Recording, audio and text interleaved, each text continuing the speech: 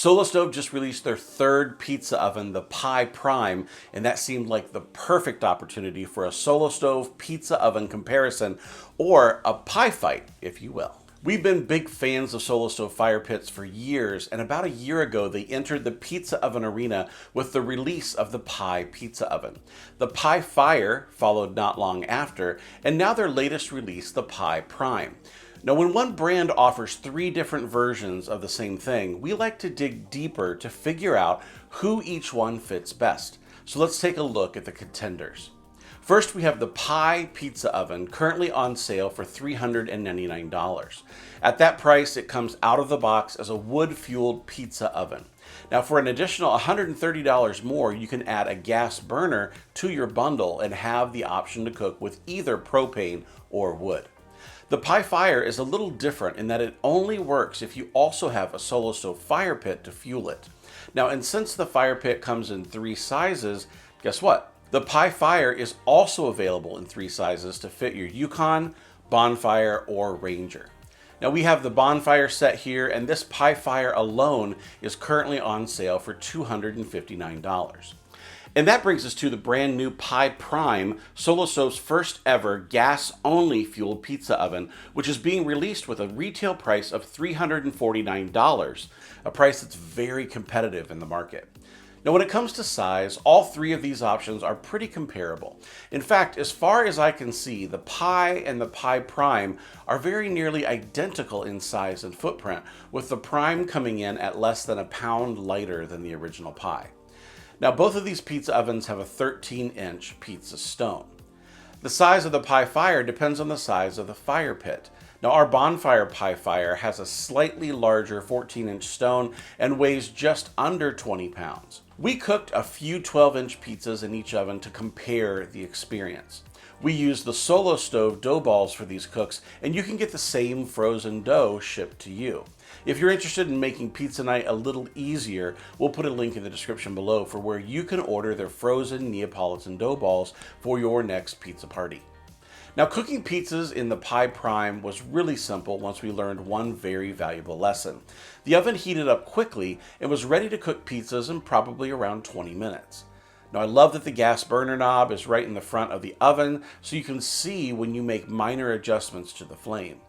Now, we learned on our first pizza that the flame is strong and it works best to dial it down to medium once the pizza goes in to ensure an even cook.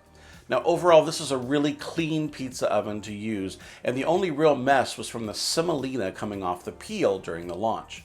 We first set up the original Pi to cook with wood using small pieces of the cherry wood we always have here on hand at the barbecue lab.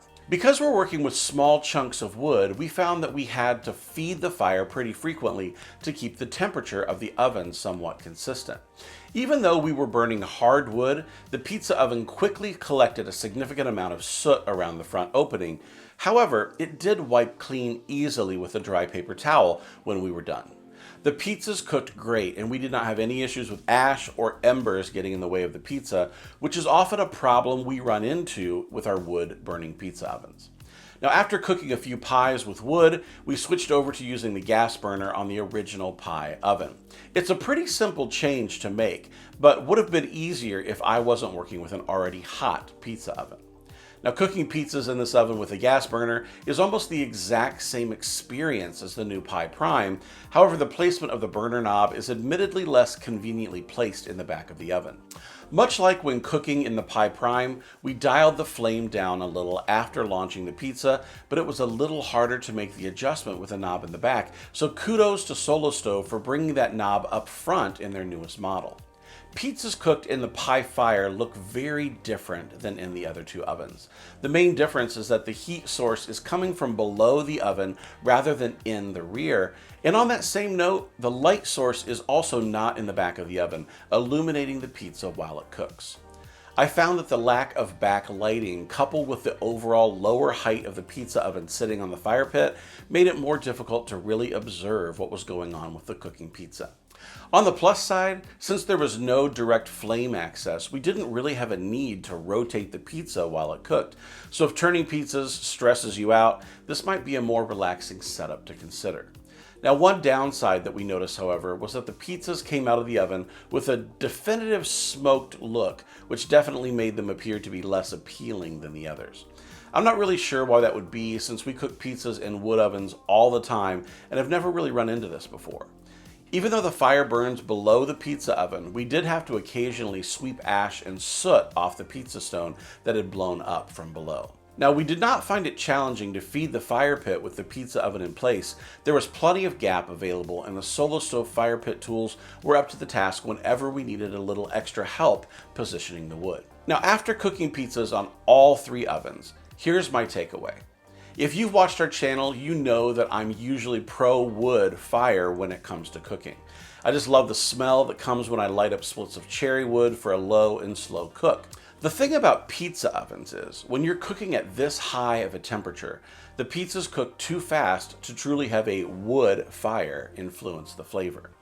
There's very little to no smoke present when I have a fire running at 700 plus degrees Fahrenheit, so running wood for flavor is really more marketing than it is a flavor reality.